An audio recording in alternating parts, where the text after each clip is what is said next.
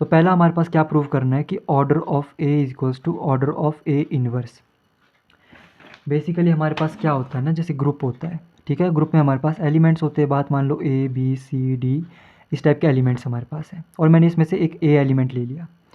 अब हर एक एलिमेंट का अपना एक इन्वर्स भी होता है, तो ए का कुछ इन्वर्स भी होगा, तो ये भी एक एलिमेंट है, ये भी एक एलिमेंट है, ये दोनों हमारे पास इस ग्रुप से बिलोंग करेंगे, ठीक है। अब इस एलिमेंट का जो ऑर्डर होगा और इस एलिमेंट का जो ऑर्डर होगा, ये दोनों सेम है, यह हमें प्रूव करना है। कैसे करेंगे, मान लेते ये जो एलिमेंट है इसका ऑर्डर मैं मान लेता हूँ एम, और इस वाले एलिमेंट का जो ए इन्वर्स है इसका ऑर्डर मान लेता हूँ एन। तो बेसिकली हमें प्रूव करना है कि m is equals to n, है ना, यही हमें प्रूव करना है। तो कैसे करेंगे, इसकी क्या हमारे पास रोड मैप क्या है, बेसिकली कैसे करेंगे इसको।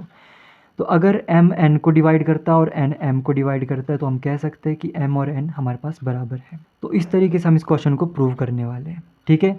मान लेट कर लेते हैं कि भाई ऑर्डर ऑफ a हमारे पास क्या है, m है, और इसका भी ले लेते हैं, ऑर्डर ऑफ a इनवर्स हमारे पास n है, मान लेते हैं, ठीक है ना।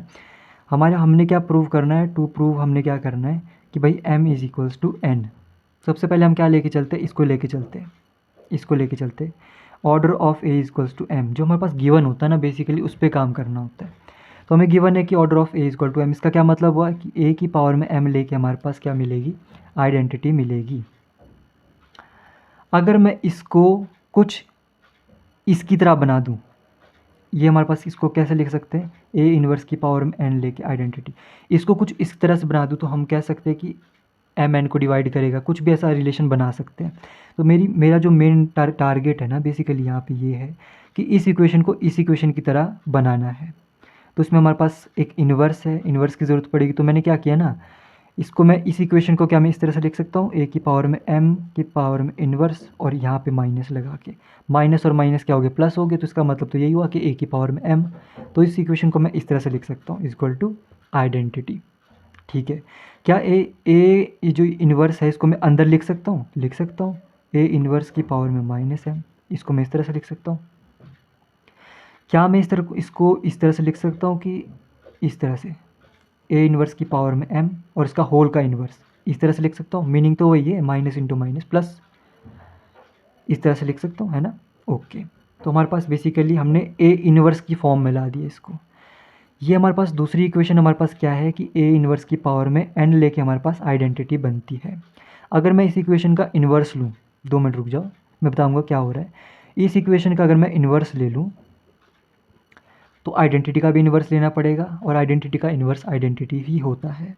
तो इसको मैं कह सकता हूँ ए इन्वर्स की पावर में एन का होल का inverse is equals to identity. इन दोनों इक्वेशन को ज़रा गौर से देखो, आपको कुछ ना कुछ सिमिलैरिटी दिखेगी। यहाँ पे क्या है, ए इन्वर्स की पावर में एम का होल इन्वर्स किया तो हमारे पास आइडेंटिटी मिली। यहाँ पे हमारे पास क्या है कि ए इन्वर्स की पावर में एन लेकर जब हमने होल इन्वर्स किया तो भी हमारे पास आइडेंटिटी मिली। हमें क्या पता है, n is the least positive integer such that A inverse की पावर में अगर एन लेंगे तो हमारे पास आइडेंटिटी मिलेगी।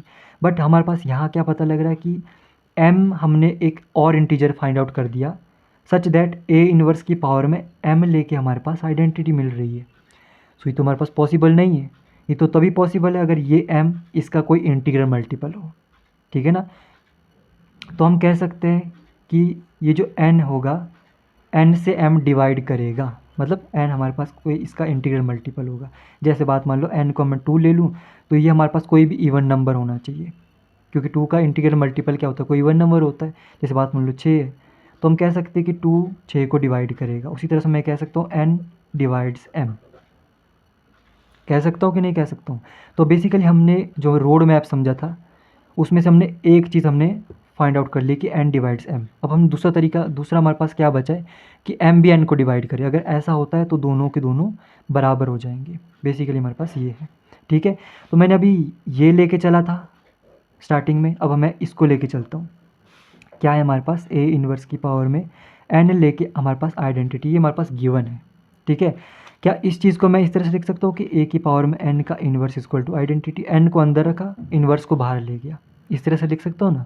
ओके, अब देखो ध्यान से, हमारे पास और चीज़, हम जो ऊपर वाली इक्वेशन है इसमें हमारे पास क्या समझ सकते हैं कि ए की पावर में m लेके हमारे पास आइडेंटिटी है, और इसका अगर हम इन्वर्स करते हैं तो हमारे पास आइडेंटिटी का इन्वर्स आइडेंटिटी बनता है। मतलब ए की पावर में m लेके इसका इन्वर्स अगर करें तब भी हमारे पास आइडेंटिटी ही मिलती है। तो अगर इसको और इसको इक्वेशन को कंपेयर करें तो हम कह सकते हैं कि बेसिकली हमारे पास आया क्या कि a की पावर में n लेके हमारे पास आइडेंटिटी आ गया, और हमें गिवन क्या है कि a की पावर में m लेके आइडेंटिटी है। ये तो हमारे पास m is the least positive integer such that a की पावर में m लेके हमारे पास आइडेंटिटी मिलेगा, बट हमारे पास a की पावर में n लेके भी आइडेंटिटी ही मिल रहा है। इसका मतलब ये हुआ कि ये जो n होगा ये कोई ना कोई m का इंटीग्रल मल्टीपल होगा।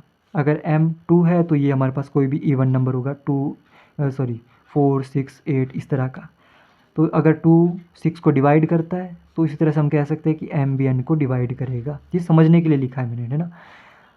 तो फ्रॉम इक्वेशन 1 एंड 2 हम कह सकते हैं कि अगर n m को डिवाइड कर रहा है और अगर m n को डिवाइड कर रहा है तो इसका मतलब ये हुआ कि ये दोनों हमारे पास बराबर है, n is equals to m।